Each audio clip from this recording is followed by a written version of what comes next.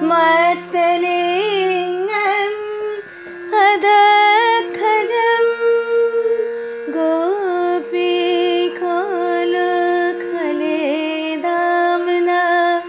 बबन्ध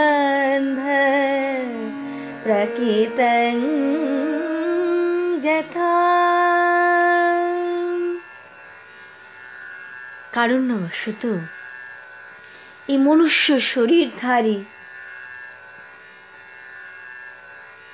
ভগবানকে পুত্র মনে করে যশোদা মা প্রাকৃত বালকের মতো তাকে রজ্জু দ্বারা উদুকলে বন্ধন করবার জন্য প্রয়াসী হলেন। তিনি তো অব্যক্ত, অব্যক্তকে প্রভু, সখা, পুত্র, প্রাণবল্লভ রূপে ব্যক্ত করা, এই নিরাকারকে নরাকার রূপে দর্শন করা, এটা শুধু প্রেমমান ভক্তদের পক্ষেই সম্ভবপর। তিনি আমার প্রভু, তিনি আমার প্রভু, তিনি আমার প্রভু, ভক্তের মনের জোর, তিনি আমার প্রভু, তিনি আমার প্রাণবল্লভ, তিনি আমার প্রাণনাথ, হে প্রাণনাথ, হে প্রাণনাথ। ভক্ত নিরন্তর এরকমভাবে ডাকতে পারলেই সে আনন্দে থাকে, তাছাড়া তার আনন্দ কোথায়?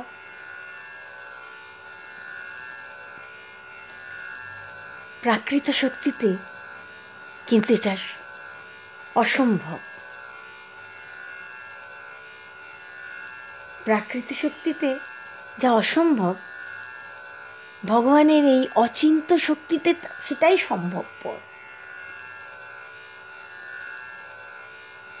প্রাকৃত বুদ্ধিতে যে সমস্ত বিষয়ে বিরোধ উপস্থিত হয়, ভগবানের কাছে গেলে কিন্তু সেটা সাথে সাথেই তার সমাধান হয়ে যায়। ভগবানের কৃপা ব্যতীত কোনো বিরোধের এই মীমাংসা বা সমন্বয় কখনোই সম্ভবপর হয় না। তার কৃপাতে সব কিছু অনায়াসে সুন্দরভাবে সব মীমাংসা হয়ে যায়। আবার সেই ভগবান তিনি তিনি কি স্থূল? না, তিনি স্থূল নন। তাহলে কি তিনি সূক্ষ্ম? না, তিনি সূক্ষ্ম নন। আবার তিনি স্থূলও বটে, সূক্ষ্মও বটে। তিনি তো সর্বপ্রকার বর্ণহীন। সর্বপ্রকার বর্ণহীন হওয়া সত্ত্বেও ভক্ত তাকে শ্যাম বর্ণরূপে দর্শন করছে, তার অরুণ কোমল লোচন দর্শন করছেন। আবার বলা হয়েছে ভগবান তিনি একদিকে আত্মা এবং আরেকদিকে অনাত্মা। আত্মা শব্দে তো এই চিৎ সত্তাকে বোঝায়, আর অনাত্মা শব্দে জড় বস্তুকে বোঝায়, জড়কে বোঝায়। আবার ভগবান তিনি একদিকে উগ্র আর একদিকে তিনি অনুগ্র। সিংহ যখন গর্জন করে না, সে সিংহের গর্জন শুনে মদমত্ত হস্তি সেও ভয়ে পালিয়ে যায়। কিন্তু সিংহের গর্জন যখন শোনা যায় তখন সিংহ শাবক ওই গর্জন শুনে সে আনন্দে নৃত্য করে। নৃসিংহদেব তিনি হিরণ্যকশিপু এবং অন্যান্য অসুরদের কাছে তিনি উগ্র মূর্তি, কিন্তু প্রহ্লাদের কাছে তিনি পরম শান্ত মূর্তি। ভগবান তিনি ধীর, আবার তিনি অধীর। তিনি বীর, আবার তিনি অবীর। বৃন্দাবন লীলায় তিনি কত অশুদ্ধের তিনি বধ করেছেন, সেখানে তিনি বীর। আবার শ্রীরাম, সুবল এইসব গোপবালকদের সাথে যখন তিনি মল্লযুদ্ধ করতেন, তখন তিনি অনায়াসে তাদের কাছে পরাজিত হয়ে যেতেন। অর্থাৎ তিনি অসুরদের কাছে বীর, আর প্রেমবান ভক্তের কাছে তিনি অবীর। ভগবান মহান, অমহান। ভগবানের লোমকূপে তো অনন্ত কোটি ব্রহ্মাণ্ড বিরাজ করছে, কিন্তু তিনি আবার যশোদা মার কোলে ওঠার জন্য মায়ের পেছু পেছু ঘোরেন, মায়ের পেছু পেছু ঘোরেন। তা অনন্ত কোটি ব্রহ্মাণ্ডের আধার রূপে তিনি মহান। আবার প্রেমমান ভক্তের প্রেম অনুরূপ সেবা গ্রহণ করবার জন্য তিনি অমহান। তিনি বিষ্ণু, আবার তিনি অবিষ্ণু। যিনি সর্বব্যাপী, তারই নাম তো বিষ্ণু। তিনি সর্বব্যাপী হলে কি হবে? তিনি লীলা বিগ্রহ রূপে তিনি ভক্তগণের প্রেমে তারা যেরকম দেখে সেই রকমই আকৃতি বিশিষ্ট। ভক্তের প্রেম অনুরূপ আকৃতি বিশিষ্ট ভগবান। তিনি জ্বলন্ত, আবার অজ্বলন্ত। অসুরদের নিকট তিনি জ্বলন্ত, তখন তার ভীষণ মূর্তি, তীব্র কান্তি বিশিষ্ট তিনি। কিন্তু ভক্তের প্রেম বিভাবিত নয়নে তিনি শান্ত, স্নিগ্ধ, নয়নানন্দকর রূপে প্রকাশিত হন। ভগবান কিন্তু সর্বতোমুখ, আবার তিনি অসর্বতোমুখ। সর্বত পানিপাদস্থ সর্বত অক্ষি শিরোমুখম। অর্থাৎ কি, ভগবানের সব দিকেই তার হাত, পা, নয়ন, মস্তক, মুখ বিরাজিত। আবার তিনি বৃন্দাবন লীলায় নররূপ ধারণ করেছেন। সেখানে তার দুই হাত, দুই চরণ, দুই নয়ন, এক বদন বিশিষ্ট তিনি সেখানে এমনভাবেই তিনি লীলা করেছেন।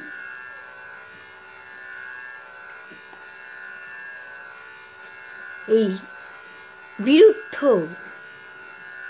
ভাবের সমাবেশ, বিরুদ্ধ ধর্মের সমাবেশ একমাত্র ভগবানের পক্ষেই সম্ভবপর।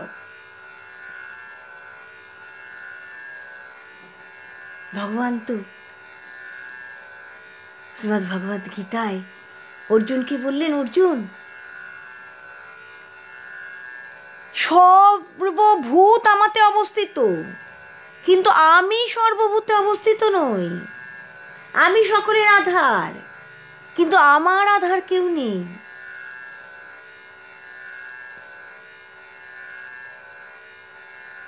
ভগবান তিনি সর্বাপেক্ষা বৃহৎ হয়েও তিনি প্রেমবান ভক্তের প্রেম সেবা গ্রহণ করবার জন্য তিনি ক্ষুদ্র রূপে অবস্থিত। এই বৃহৎ হয়েও তিনি ক্ষুদ্র রূপে অবস্থান করছেন। এই বৃহত্ব তার এই ক্ষুদ্রতা একই সঙ্গে প্রাকৃত বস্তুতে অবস্থান করতে পারে না, সম্ভবপর নয়। কিন্তু ভগবানের পক্ষে তা সম্ভবপর। ভগবানের এই অচিন্ত মহাশক্তিতে যদি বিশ্বাস রাখা না যায়, তাহলে কিন্তু তার এই লীলা কথা শুনে রস আস্বাদন করা সম্ভবপর হবে না। তার এই অচিন্ত মহাশক্তিতে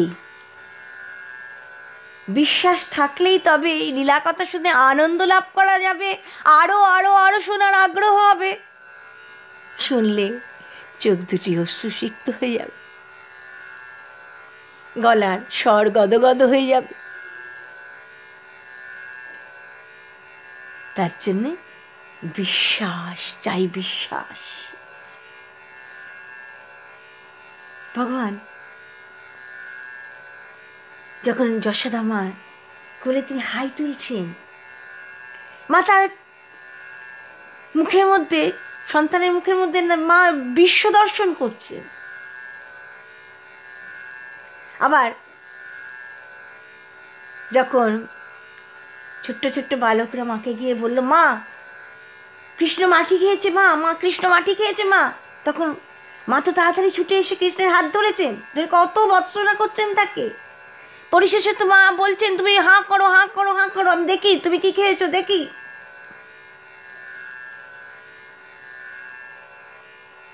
তখন তিনি যখন হাঁ করেছেন, তখন মা সেই তার মুখের মধ্যে তিনি অনন্ত ব্রহ্মাণ্ডকে দর্শন করছেন। তাই এই সমস্ত লীলা তার অচিন্ত মহাশক্তিরই প্রকাশ। কোনো ঐন্দ্রজালিক যখন কোনো ইন্দ্রজাল দেখান, তখন তিনি দর্শকের দৃষ্টিটাকে তিনি আচ্ছাদিত করে দেন, আচ্ছাদিত করে দিয়ে তিনি তার ইচ্ছা মতো জিনিস দেখান। ভগবানও সেই রকম যশোদা মার দৃষ্টি আচ্ছাদিত করে দিয়েছিলেন, দিয়ে ব্রহ্মাণ্ড দর্শন করিয়েছিলেন। এই কথা কিন্তু লীলা রসভাবুক ভক্তের নিকট এই কথা কিন্তু আদৃত হয় না, এই কথা কিন্তু তারা গ্রহণ করতে পারেন না। ভগবানের অচিন্ত মহাশক্তি,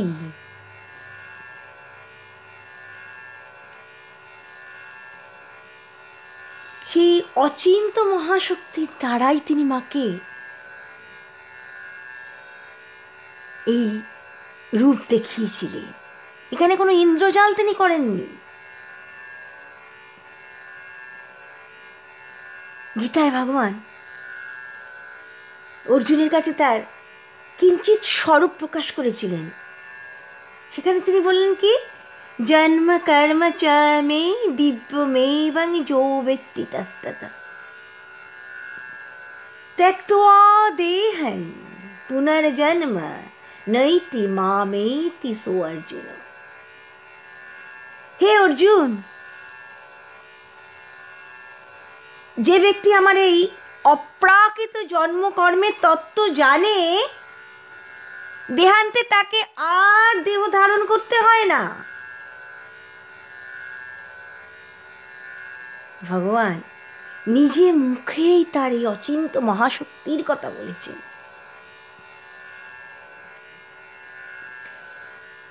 সেই অচিন্ত মহাশক্তিধর অব্যক্ত অদক্ষজ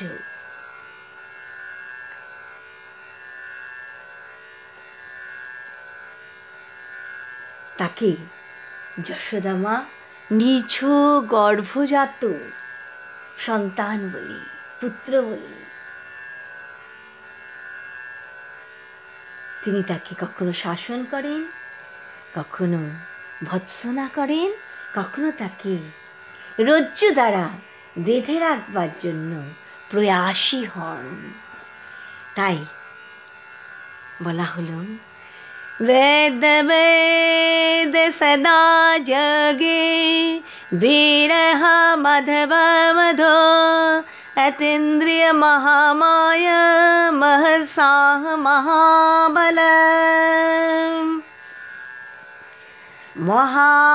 महावद्धि महावीर्य महाशक्ति महादुते अनिर्देश बपु श्रीमान में आत्मा महादिधे महसास मह भरता श्रीनिवास सतांगते अनिरुद्ध सुरानंद गोविंद गविदांगपति।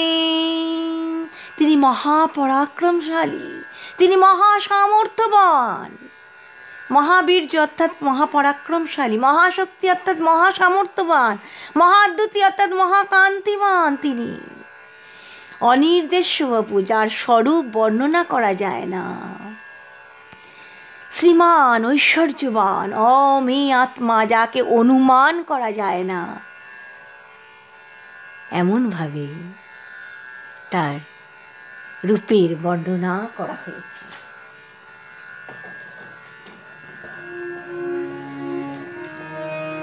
गोविंद मेरो है गोपाल मेरो है, गोविंद मेरो है गोपाल मेरो है, माखन चुराया नंद लाल मेरो है, माखन चुराया नंद लाल मेरो है, गोविंद मेरो है गोपाल मेरो है, गोविंद मेरो है गोपाल मेरो है।